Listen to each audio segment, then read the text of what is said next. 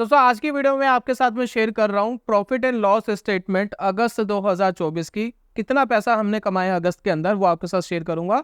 तो मैं काफ़ी सारे अकाउंट मैनेज करता हूँ, इन अकाउंट्स के अंदर से सिर्फ 2 अकाउंट मैं आपके साथ शेयर कर रहा हूँ, जिसका रीज़न ये है कि ये दोनों अकाउंट मेरे हैं, ये मैं आपके साथ शेयर कर सकता हूँ। बाकी अकाउंट प्राइवेसी इशू की वजह से मैं आपके साथ शेयर नहीं कर सकता। तो इनको देख करके ये समझने की कोशिश करना कि ट्रेडिंग से कितना पैसा कमाया जा सकता है, कितनी एक्सपेक्टेशन हम ट्रेडिंग से रखें। प्लस मैं एंड में आपको ये बताऊंगा कि कितना हम इसको कंपाउंड करें तो कितने सालों में कितना पैसा बन सकता है, इसके बारे में दोस्तों बात करेंगे। तो चलिए शुरू करते हैं और देखते हैं पहली स्टेटमेंट को।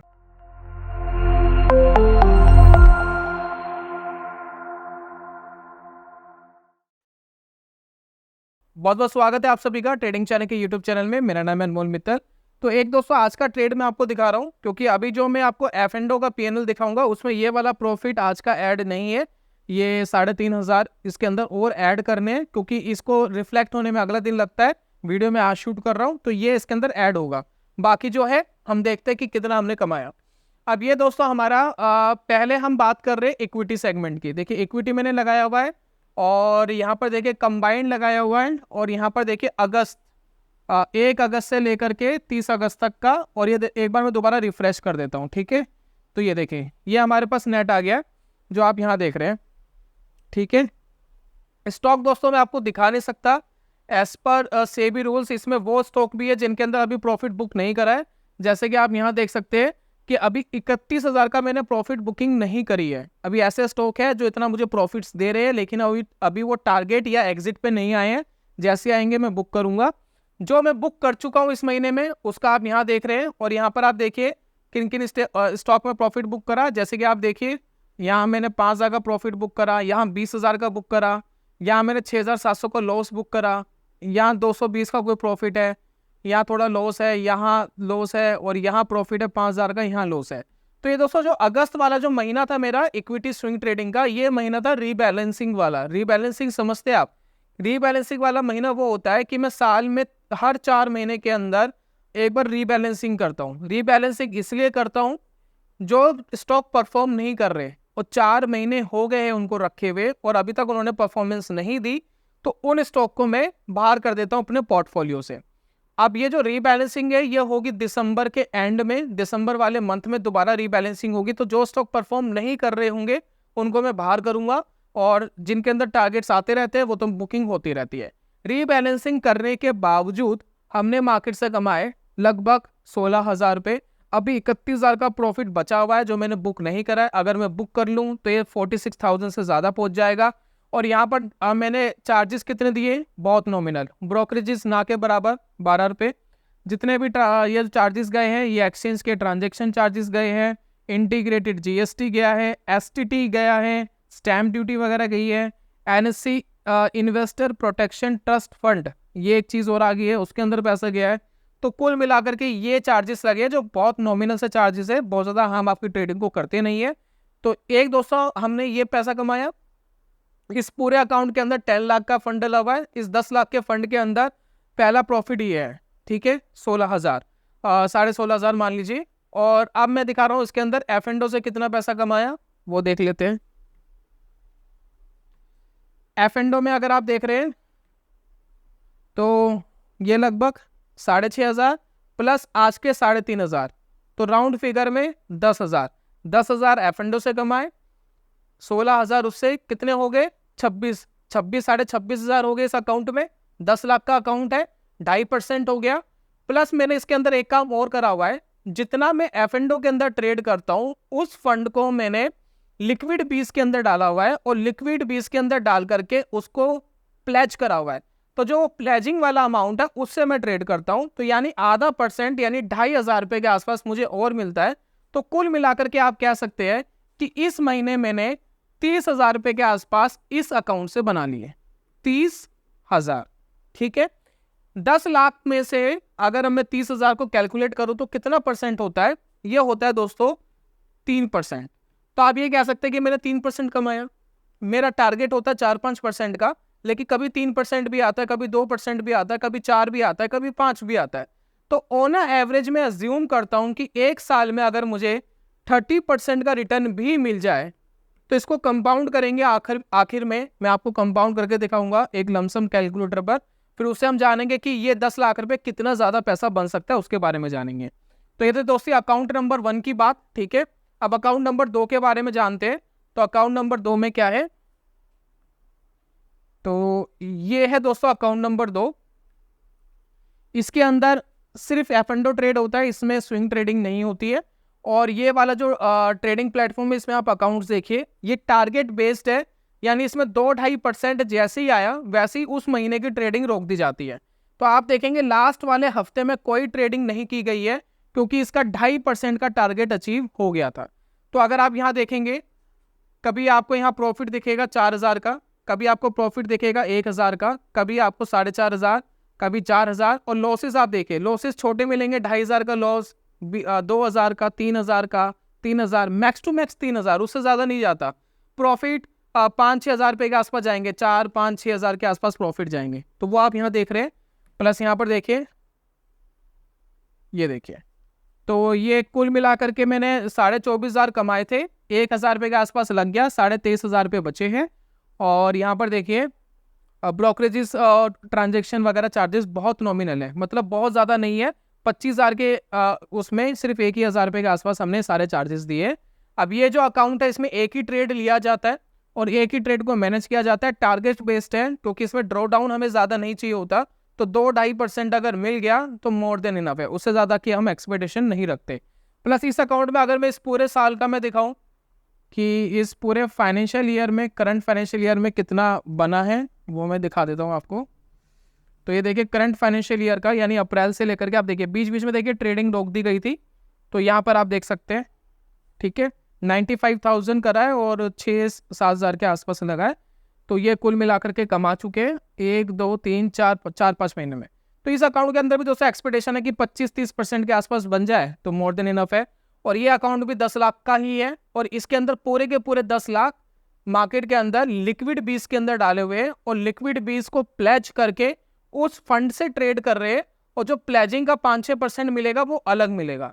तो आप ये कह सकते हैं कि मुझे 5 से 5,000 रुपए के आसपास और इंटरेस्ट मिलता है इसके अंदर हर महीना मैं 5,000 के आसपास इंटरेस्ट कमाता हूँ।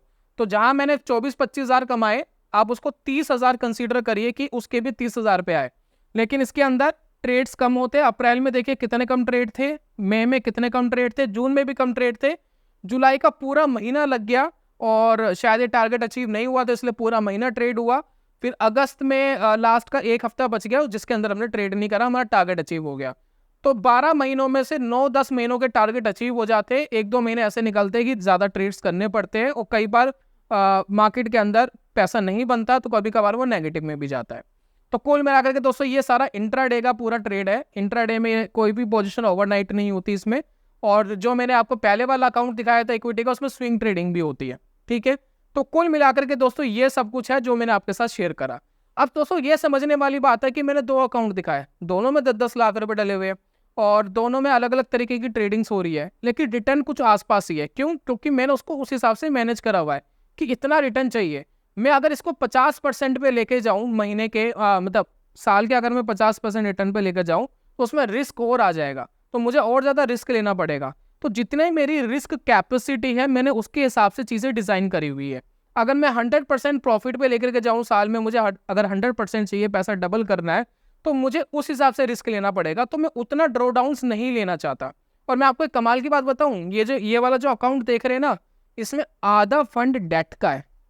कमाल की बात ये है, आधा फंड डेट का है, यानी पर्सनल लोन लिया हुआ है और पर्सनल लोन से आधा फंड है, आधा अपना है और उससे दोस्तों मैनेज हो रहा है। मैं कभी एडवाइज नहीं करता आपको कि आप डेट लेकर के मार्केट में ट्रेड करो। इस अकाउंट में ये बिल्कुल बहुत खतरनाक है। बहुत ही एक्सपीरियंस ट्रेडर अगर है तो ही आप ये काम कर सकते हैं, अदरवाइज नहीं कर सकते। क्योंकि अगर डेट वाला पैसा खत्म हो गया तो डेट चुकाना पड़ जाएगा, फिर वो कैसे भी मांगेंगे जिनसे भी आपने लिया है। तो ये दोस्तों समझने वाली बात है। तो जो मैंने ब्याज लिया हुआ है, ब्याज पे जो पैसा लिया हुआ है इसके अंदर, उसमें 12.5-13% के आसपास का इंटरेस्ट जाता है एनुअली, और वो देना पड़ता है। और मैं कमा कितना रहा हूँ? 25%। तो मैं एक्स्ट्रा 10% ज़्यादा कमा रहा हूँ, 10 से 12%। और ये दोस्तों एडवांटेज है, ठीक है। अब ये दोनों हमने देख लिए, हमें ये पता लग गया कि अगर 30% के आसपास अगर हमें साल का मिल जाए इतनी एक्सपेक्टेशन अगर हम रखते हैं तो कितना पैसा ये कंपाउंड होकर के बन सकता है। अब दोस्तों ये देखते हैं। तो यहाँ पर दोस्तों मैंने एक लमसम कैलकुलेटर लगाया हुआ है, तो मैं एज्यूम करता हूँ कि यहाँ पर हम करने वाले हैं 30% के हिसाब से कैलकुलेट करेंगे, क्योंकि आपने देखा कि अभी जो हमारी रेशो चल रही है वो 30-35% के आसपास ही चल रही है, अगर हम इंटरेस्ट का पैसा प्लस ट्रेडिंग का पैसा दोनों को मिला लेते हैं। ठीक है, तो हमने एज्यूम कर लिया कि 30% की अगर एवरेज आती है तो क्या हो सकता है। तो मान लेते हैं कि मेरे पास, मैं 10 लाख से एग्जाम्पल ले रहा हूँ, ठीक है, 20 लाख का एग्जाम्पल नहीं ले रहा, राउंड फिगर में 10 लाख रखते हैं। ठीक है, और ये देखिए 10 लाख का फंड है, ठीक है, 10 लाख का फंड है, और हम रिटर्न एक्सपेक्टेशन कर रहे हैं कि भाई हम 30% अचीव कर लेंगे, कंसिस्टेंट रूप से अचीव कर लेंगे, ये एक्सपेक्टेशन है। और 10 साल तक अगर हम ये काम करते हैं तो मेरा 10 लाख रुपए बढ़ करके कितना हो जाएगा। आप यहाँ पर देखिए नीचे, आपको पता लगेगा मेरा 10 लाख रुपए बढ़ के हो जाएगा 1,37,00,000, 1,37,00,000 रुपीज ये हो जाएगा, यानी 13 गुना पैसा हो गया, 13 टाइम्स पैसा हो गया। ठीक है, अगर मैंने ये काम, अभी देखिए मेरी एज है 32, ठीक है, अगले 10 साल बाद मैं 42 ईयर्स का हो जाऊंगा। मान लेते हैं कि 52 ईयर्स में अगर मैं एक्सपेक्ट करूं कि 52 ईयर्स में कितना हो सकता है, तो अगर मैं 52 ईयर्स तक ये काम करता हूं तो मेरे पास ये पैसा हो जाएगा 19 CR, 19 CR। तो शायद मैं यहाँ पर फाइनेंशियली इंडिपेंडेंट हो चुका हूँ। हालांकि मैं फाइनेंशियली इंडिपेंडेंट पहले ही हो जाऊंगा, मैं 45 ईयर्स की एज में हो जाऊंगा, क्योंकि मैंने सिर्फ 10 लाख का एग्जाम्पल लिया है। अगर मैं अपने सारे पैसे जितना भी ट्रेडिंग में लगा रहा हूँ वो सभी अचीव कर लूँ, प्लस ये पैसा बढ़ेगा भी धीरे धीरे, जब मैं ट्रेडिंग के अंदर और पैसा लगाऊंगा तो मैं जल्दी फाइनेंशियली इंडिपेंडेंट हो जाऊंगा। लेकिन फिर भी अगर हम ये मान के चले कि मैं 45 या 50 ईयर्स में भी, 52 ईयर्स के अंदर भी होता हूँ, तो मेरे पास 19 करोड़ रुपए हो गए। अब इस 19 करोड़ का मैं क्या कर सकता हूँ, अगर हम इसको सेफ एंड मान के चले, मान लेते मैंने इसमें से आधा पैसा निकाल लिया और किसी ऐसे फंड के अंदर डाल दिया जो जिसके अंदर रिटर्न 10-12% ही है, लेकिन बहुत ज़्यादा ड्रॉ डाउन नहीं है मार्केट के अंदर, तो 10 करोड़ का 12% अगर आप एज्यूम करो तो 12 लाख रुपए होता है। ठीक है, 12 लाख रुपए मुझे मिल रहे हैं हर साल। उसमें से अगर मैंने 70-80 हज़ार रुपये उसमें से हर महीने विड्रॉल भी करने शुरू कर दिए, तब भी वो पैसा खत्म नहीं होगा, वो चलता रहेगा। तो एक तरीके से मेरा 70-80 हज़ार रुपये में बेसिक नीड्स निकल जाती है और मेरा घर का खर्चा निकल जाता है। 70-80 हज़ार रुपये बहुत है, हालांकि महंगाई बढ़ चुकी होगी, 10 साल बाद 15 साल बाद महंगाई बढ़ चुकी होगी, तो मान लेते 1 ही लाख निकाल लिया तो 1 लाख में मेरा घर का काम चल जाता है। तो यहाँ पर दोस्तों मेरा फाइनेंशियल इंडिपेंडेंट हो गया, और रिमेनिंग 10 करोड़ मैंने वापस ट्रेडिंग के अंदर कंपाउंड करना शुरू करा। अब मान लेते हैं कि 19 करोड़ रुपए मैं निकालता नहीं, कुछ भी नहीं करता, मार्केट के अंदर रहने देता हूँ, और फिर देखते क्या होता है अगले, मतलब जब मैं 60-62 साल का हूँगा, यानी सरकारी नौकरी में इस एज के आसपास रिटायरमेंट मिलती है, ठीक है ना, 60 साल के आसपास। तो यहाँ पर कुछ सेगमेंट है जिसमें जल्दी भी मिल जाती है, लेकिन हम 60 साल एज्यूम कर रहे हैं।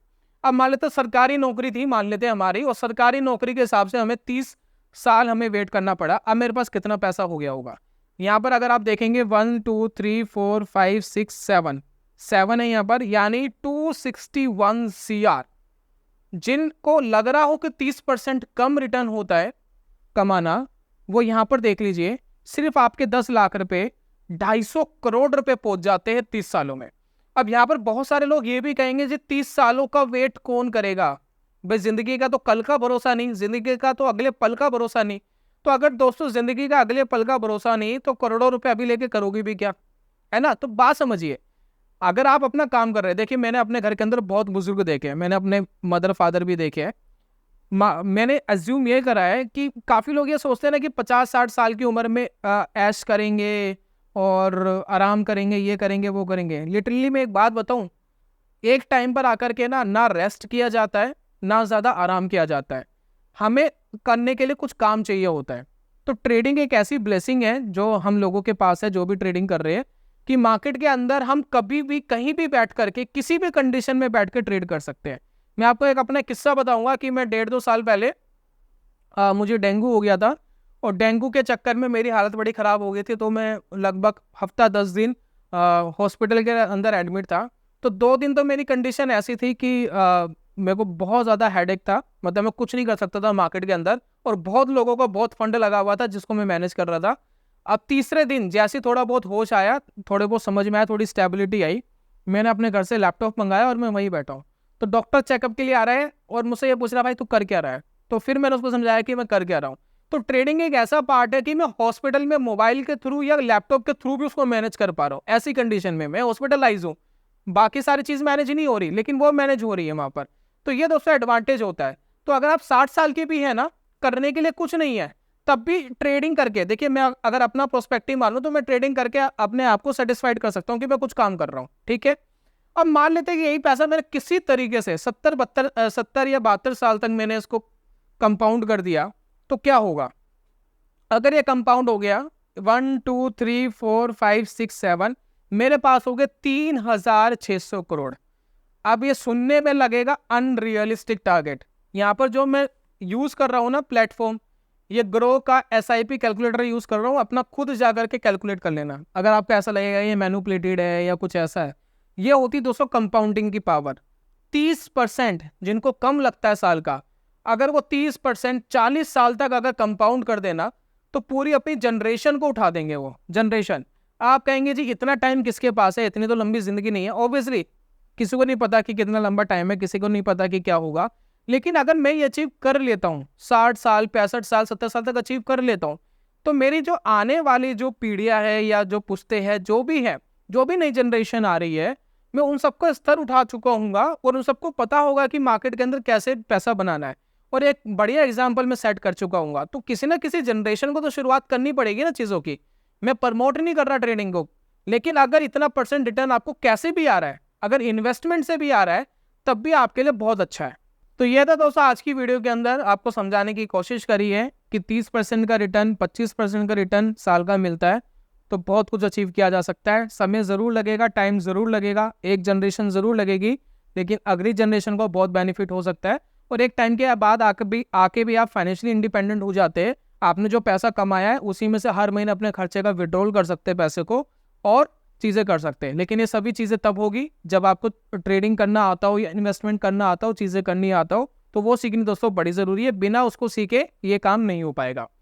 तो ये था दोस्तों आज की पूरी प्रॉफिट एंड लॉस स्टेटमेंट में क्या टारगेट्स हैं मेरे, वो मैंने आपके साथ शेयर करने की कोशिश करी, और बहुत सारी चीज़ें करने की कोशिश कर रहे हैं हम लाइफ के अंदर। जैसी अचीव होगी आपके साथ शेयर करेंगे। बाकी दोस्तों वीडियो वाइंड अप करने से पहले एक इंपॉर्टेंट अपडेट ये है कि हमने लॉन्च करा है इंट्राडे ट्रेडिंग का एक कोर्स, और इसमें से जो मैंने आपको PNL दिखाया है ना, उसमें से एक आध स्ट्रेटजीज में वही यूज़ करता हूँ जो मैं आपके साथ शेयर कर रहा हूँ। अगर ये आपको कोर्स चाहिए तो इसके लिए आपको मुझे पे करना है 0 रुपीज़, यानी कोई पैसा नहीं देना है। सिर्फ एक काम करना है, आपको हमारे चैनल सब्सक्राइब करना है। सिर्फ हमारे सब्सक्राइबर्स के लिए ही ये कोर्स हमने लॉन्च करा है, और सब्सक्राइब करने के बाद एक गूगल फॉर्म हमने प्रोवाइड करा है डिस्क्रिप्शन एंड कमेंट बॉक्स में, आप उसको फिल करके भेज दीजिए, हम क्रॉस चेक कर लेंगे। उसके बाद आपको ईमेल के थ्रू कोर्स मिल जाएगा, और उसको आप एंजॉय कर सकते हैं। और मार्केट के अंदर क्या आपको एक्सपेक्टेशन रखनी चाहिए, क्या आपकी साइकोलॉजी होनी चाहिए, किस तरीके से ऑप्शन सेलिंग की जा सकती है, सिस्टमैटिक ट्रेडिंग की जा सकती है, स्कैल्पिंग की जा सकती है, इक्विटी कैश के अंदर ट्रेड किया जा सकता है, ये सारी चीज़ दोस्तों मैंने बताया है, प्लस बैक टेस्टिंग के साथ। तो अगर आप ये कोर्स देखते हैं तो आपको काफ़ी कुछ नॉलेज इंटरडे ट्रेडिंग के बारे में मिल जाएगी। तो ये था दोस्तों आज की वीडियो के अंदर। जल्दी मिलूंगा नेक्स्ट वीडियो में, तब तक के लिए goodbye, God bless you, bye bye दोस्तों।